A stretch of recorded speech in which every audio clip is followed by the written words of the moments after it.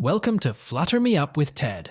In this episode, we'll be looking at the design of our Recipes app, introducing the app planning process, functionality requirements, and prototyping.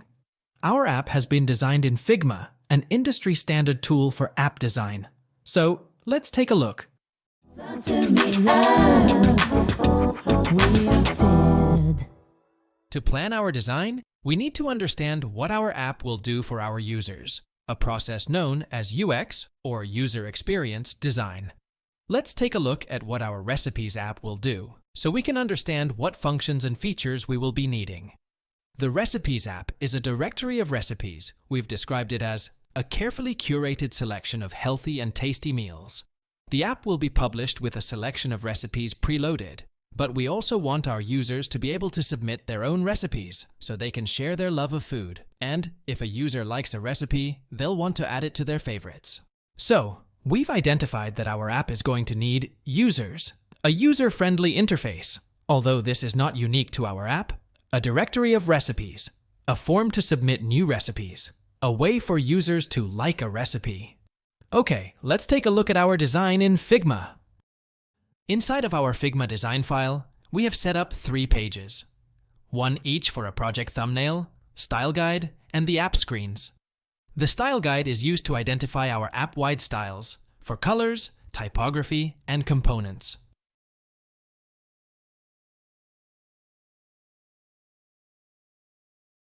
For our app screens, we have designed each screen that a user will be able to navigate to, positioning images, text and buttons, etc., to make sure our UI, or user interface, is both easy to follow and aesthetically pleasing.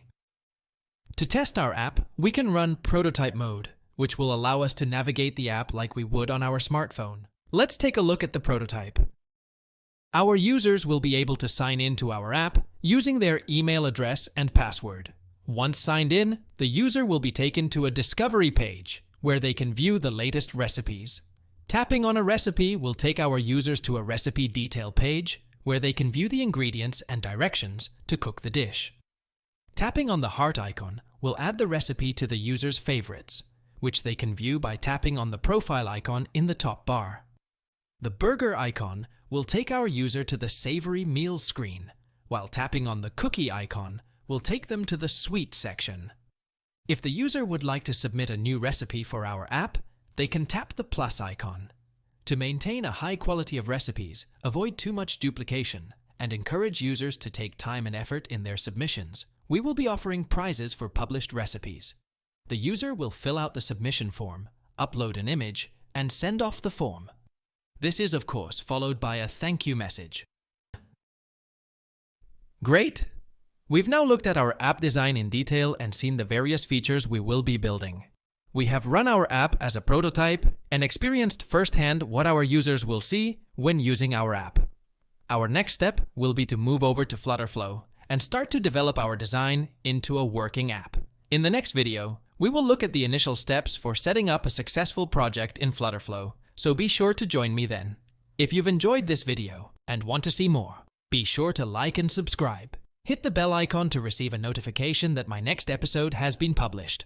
Please leave any comments and feedback below. If you would like a copy of our Figma file, so you can follow along with the build, click the link in the description.